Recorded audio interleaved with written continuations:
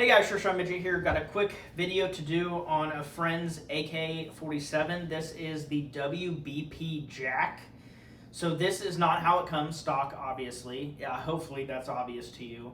These come with wood. I think they even sell them with polymer, but he put a bunch of attachments on here. So I'll start by saying this is a Polish-made AK. Of course, it's semi-auto. And it is 7.6239. I know I do not have a mag here. You would be able to tell because of the curve of the mag that it is a 7.62, not a 5.56. So with that out of the way, we're just going to start from the back and continue forward. So the first thing on here is a Magpul Zhukov stock. This I'm actually a huge fan of. I've never used one of these personally.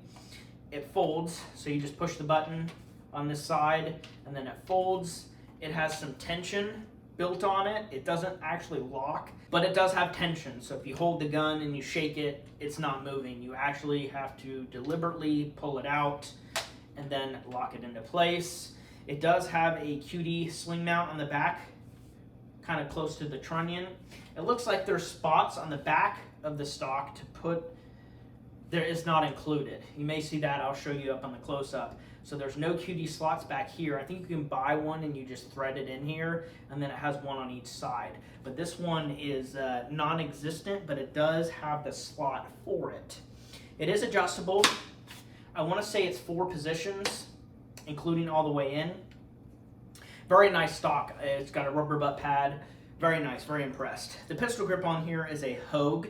It is rubber. It's got kind of notches for your fingers.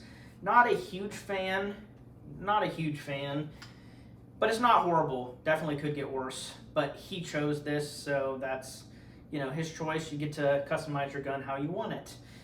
On the side here, we have a scope mount. This is labeled WBP Poland, so this is a Polish-made scope rail. It attaches to the mount on the side of the receiver, and then you just have Picatinny on the top.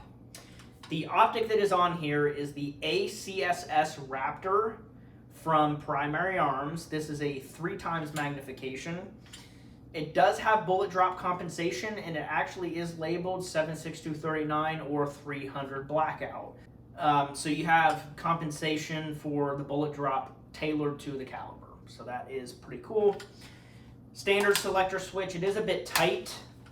It is tight. I loosened mine on my Zastava. You can literally just bend it out. It's really, really easy to do, but this isn't that rough. I have seen it worse, but just standard selector switch, safe and fire. The trigger on here is straight. I will show you on the close-up, but it's kind of almost fully straight, slightly curved. The trigger on here is not bad. It's pretty light, but it's just like any other AK trigger. It's got a bunch of play. It's very mushy. And the reset is long. Very long. So, a decent out-of-the-box trigger, but not great. I would recommend the ALG. I put the ALG, both my AKs have the ALG, and it's not that expensive. And it has a much shorter reset and a lighter pull and a shorter pull. It doesn't have like a bunch of mush. Very mushy. I find most AK triggers to be pretty gross. Some people don't mind them, but I do not like this one, and I don't like most stock AK triggers.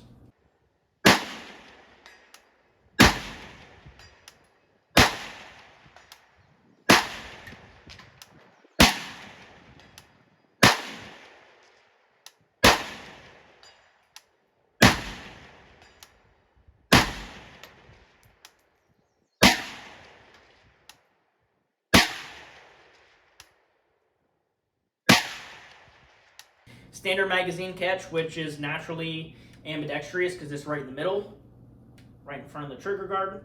The receiver on here is milled. This is not stamped. Stamped receivers are very, very heavy. This is not bad at all, actually. It's actually a pretty light gun considering it's got all the aluminum stuff on here. So very impressed with the weight. Not bad at all. Stamped AKs are super heavy. Standard back sight, you just adjust it, leaf sight. Standard front sight. The rail system on here is Midwest Industries. M-LOK, a bunch of spots, more rail space than you would ever need. He did have to modify it a little bit to fit, he told me. I think he sanded it down. He installed this himself, so that's pretty cool. The vertical grip on here is made by Fab Defense. That is also M-LOK, of course. He's got it facing backwards, which it can go both ways.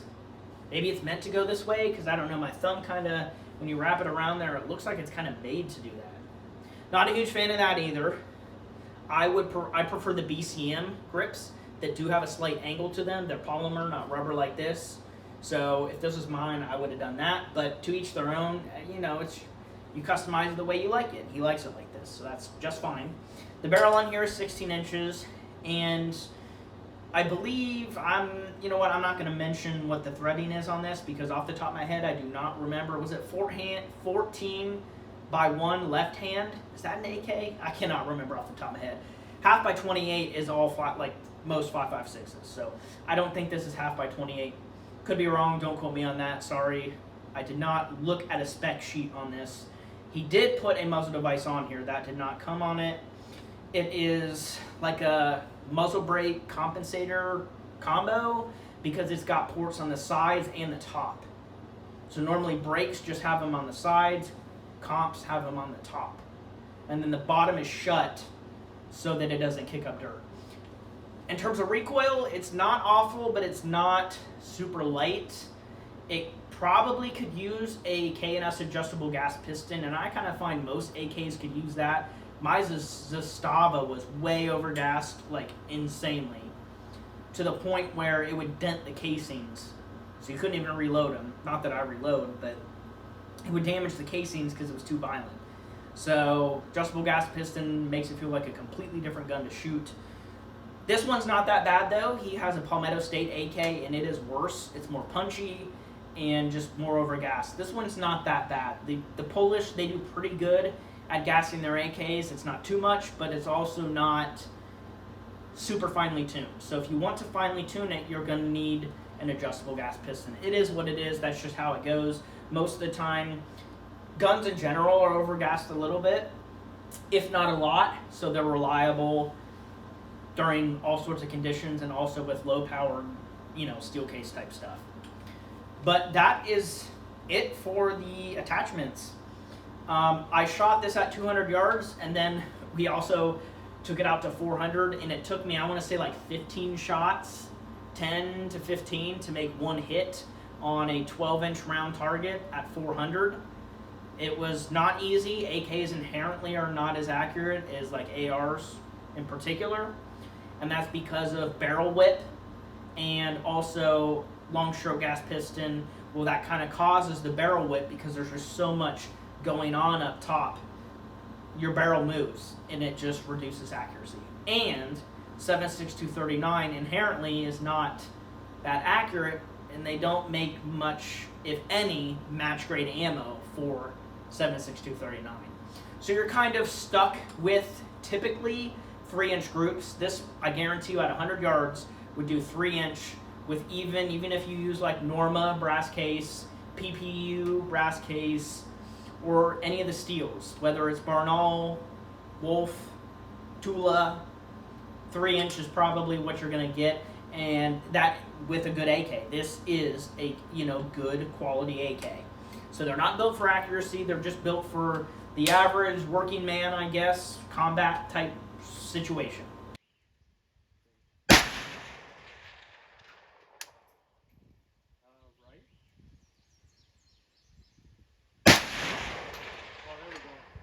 Hit it. Yeah, that was a hit, wasn't it? Okay, so I just want to do some close-up of the rifle so you can see kind of what we're dealing with here.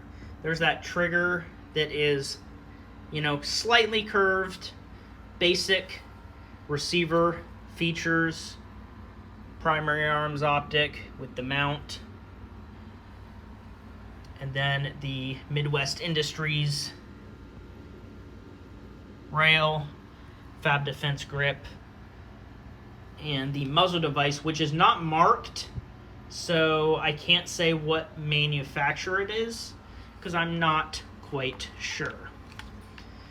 Again, you got the WBP logo It is imported into Texas. I can't see what part of Texas.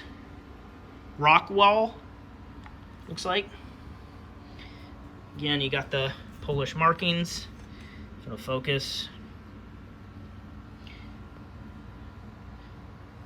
And that's it. Pretty nice rifle overall. Very lightweight for an AK. That is the positives about a milled receiver.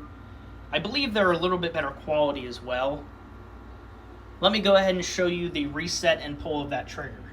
I would probably guess it's 4 pounds. It's pretty light, but there's just a bunch of play. And then the reset is really far forward. So not the best trigger. Well, thank you for watching. Hope you enjoyed this video. I do apologize I didn't get a whole lot of shooting footage. I only took 80 rounds out there to shoot, and we also were shooting a bunch of other guns, and it just, time got away from us. It started raining at one point. One of the targets, my target, the wood 2x4 that was holding it up, broke. So, and there were other people there shooting, so we didn't call ceasefire to go reset it. So I didn't get a whole lot of shooting footage as much as I wish, but it is a nice shooting rifle. Overall, those of you that like AKs will enjoy this rifle. So thank you for watching. I'll see you on the next video.